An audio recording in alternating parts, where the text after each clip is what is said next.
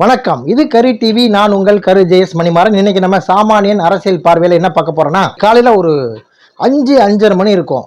நான் வாக்கிங் போகிறதுக்கு போயிட்டு இருந்தேன் எங்கள் தெரு முனையில். எங்கள் தெரு கிட்டத்தட்ட பார்த்தீங்கன்னா ஒரு 1 கிலோமீட்டர் தூரம் இருக்கும். நான் இங்கேருந்து இந்த கிரவுண்டுக்கு போகிறதுக்கு அந்த 1 கிலோமீட்டர் தூரத்தை கடந்து தான் கிரவுண்டுக்கு போனோம். அப்போது நான் நடந்து போயிட்டு இருக்கும்போது அந்த முனையில் பார்த்தா ஒரு பொண்ணு அடிப்பம்பில் தண்ணி அடிச்சிருந்தாங்க. தண்ணி அடிச்சிருக்கும்போது திடீர்னு யாரோ ஒருத்தன் வந்து அந்த பொண்ணை வந்து சங்கிலியை அறுக்கிறதுக்கு அறுக்கிறான். அந்த பொண்ணு போராடுறது, அவனும் போராடுறான். நான் என்னடா இது, இன்னும் இங்கேருந்து நான் போகிறதுக்கு டைம் ஆயிரும். அதனால நான் என்ன பண்ணேன், திடீர்னு ஃபோன் எடுத்து அந்த சிங்கப்பெண் அதிரடி படை அந்த நம்பருக்கு அடித்து இது மாதிரி ஒரு விஷயம் நடக்குது அப்படின்ட்டு சொல்லிட்டு, இருந்தாலும் அவங்க வரதுக்கு லேட் ஆகுமோ அப்படின்னு நினச்சதுனால நான் என்ன பண்ணேன், இங்கேருந்து ஓடி போகிறேன்.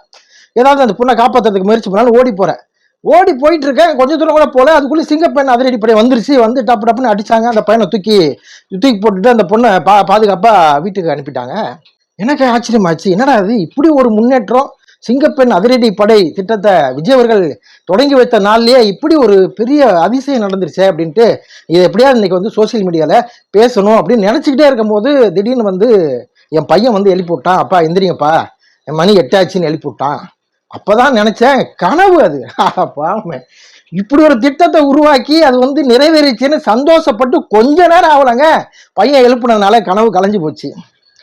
இங்க ஒரு விஷயம் மட்டும் நல்லா தெரிஞ்சுக்கங்க, எந்த அரசாங்கம் வந்தாலும் சரி, சிங்கப்பெண் அதிரடி படை இல்ல, சிங்கமே பெண்ணா இங்க வந்து அதிரடியா இறங்கினா கூட இந்த நாட்டுல குற்றங்களை தடுக்க முடியாது, குற்றம் நடப்பதை தடுத்து நிறுத்தி வைக்க முடியாது அப்படிங்கிற ஒரு விஷயத்தை நல்லா தெரிஞ்சுக்கங்க.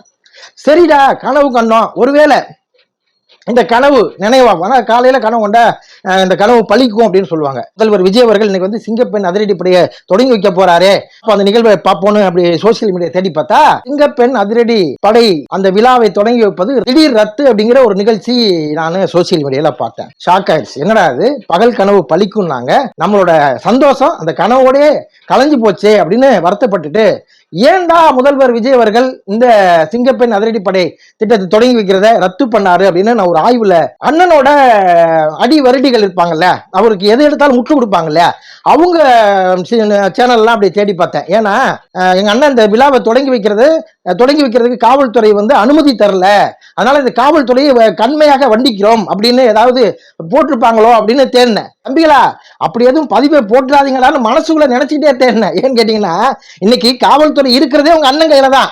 அப்படி போட்டீங்கன்னா ரொம்ப காமெடியா இருந்தா தம்பி. ஏற்கனவே உங்களோட யூடியூபர்ஸ் அவங்க எல்லாம் போறதை பார்த்து இங்க நக்கல் பண்ணி நையாண்டி பண்ணி ஓட விடுறாங்க. நல்லவேளை அப்படி ஒரு பதிவு இல்லை. ஆனால் நான் தேடிக்கிட்டே இருக்கும் பொழுது திடீர்னு பார்த்தா ஒரு ஃபிளாஷ் நியூஸ் டிவியில ஓடிட்டு இருந்துச்சுங்க. என்னதான் பாக்குறேன், முதல்வர் விஜய் அவர்கள் பட்டு வேஷ்டி பட்டு சட்டையோட தலைமைச் செயலகத்துக்கு வந்துட்டாரு அப்படின்னு சொல்றாங்க. திடீர்னு எனக்கு இன்னொரு எண்ணம் வந்துருச்சு, ஒருவேளை பட்டு வேஷ்டி பட்டு சட்டையோட முதல்வர் விஜய் வந்திருக்காருன்னா, ஏற்கனவே பட்டு வேஷ்டி பட்டு சட்டையில எங்க கலந்துருக்காரு, ஏன்னா கோட் சூட்ல கலந்துருக்காரு, நார்மல் பேண்ட் ஷர்ட்ல கலந்துருக்காரு, ஆனா பட்டு வேஷ்டி பட்டு சட்டையில எங்க கலந்துருக்காருன்னு அப்படியே ரீகலெக்ஷன் பண்ணி பார்த்தா, ஒரு கல்யாண ஃபங்க்ஷன்ல அந்த பட்டு வேஷ்டி பட்டு சட்டையோட வந்திருந்தாருல, ஒருவேளை ஏதாவது கல்யாணத்துக்கு போயிட்டு வராரோ அப்படின்னு நினைச்சிட்டு இருந்தேன். கடைசியில பார்த்தாங்க, அவரோட நண்பர் ஜெகதீஷ் இருக்காரு இல்லையா, அவங்க வீட்டு புதுமனை புகுவிழாவிற்கு பட்டு வேஷ்டி பட்டு சட்டையோட கலந்துக்கிட்டு சட்டமன்றத்துக்கு வந்திருக்கிறாரு அண்ணன் விஜய் அவர்கள். சாரி, முதல்வர் விஜய் அவர்கள். அவருடைய நண்பர் இருக்காரு இல்லையா ஜெகதீஷ், அவருடைய புதுமனை புகுவிழாவிற்கு கலந்து கொள்வதற்காகத்தான் அண்ணன் இந்த சிங்கப்பெண் அதிரடி படை திட்டத்தை தள்ளி வைத்திருக்கிறார் அப்படிங்கிற விஷயம் நமக்கு தெரிஞ்சது. அவரோட நண்பர் ஃபங்க்ஷனுக்கு போக கூடாதா, எப்ப பார்த்தாலும் அவர் குறை சொல்றதே உனக்கு வேலையா போச்சுன்னு கமெண்ட்ல உடனே திட்ட ஆரம்பிச்சிடாங்க. இன்னொரு விஷயத்தை நான் சொல்ல உங்களுக்கு கடமைப்பட்டிருக்கேன். என்ன விஷயம் கேட்டீங்கன்னா, அன்னைக்கு வந்து ஆட்சி யார் இருந்தா, டிஎம்கே இருந்துச்சு. அன்னைக்கு ஒரு பிரச்சாரத்துல என்ன சொன்னாரு, இந்த டிஎம்கே ஆட்சியில குழந்தைகள் இருந்து கிழவி வரைக்கும் பாதுகாப்பு இல்ல, இந்த பாதுகாப்பை உறுதி செய்வதுதான் என்னுடைய முதல் நடவடிக்கைன்னு சொன்னாரா இல்லையா? பெண்களின் பாதுகாப்பை உறுதி செய்வதுதான் என்னுடைய முதல் வேலைன்னு சொன்னாரா இல்லையா? அன்றைய ஆட்சியில குழந்தை முதல் கிழவி வரைக்கும் பாதுகாப்பு இல்ல. இன்றைய ஆட்சியில என்ன நடந்துட்டு இருக்கு?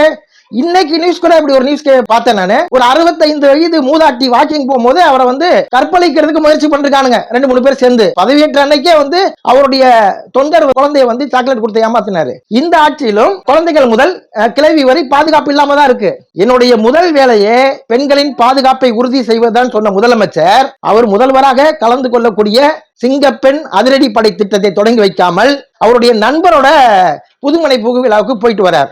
மக்களே நல்லா தெரிஞ்சுக்குங்க, இங்க வாய் பேசுறது ரொம்ப ஈஸி, ஆனால் செயல்படுத்துறது ரொம்ப கஷ்டம். இங்க வந்து பெண்களுடைய பாதுகாப்பை உறுதி செய்யும் ஒரு திட்டத்தை, பெண்களுக்கு பாதுகாப்பு இல்லாமல் இந்த மாநிலம் இருக்கும் நேரத்தில் அந்த திட்டத்தை நிறைவேற்றுவதை நிறுத்திவிட்டு அவருடைய நண்பருடைய ஒரு விழாவிற்கு சென்று வருகிறார் என்றால், இப்படிப்பட்ட முதல்வர் நமக்கு வேண்டுமா என்பதை ஓட்டு போட்ட நீங்கள் தான் நினைத்து பார்க்க வேண்டும்.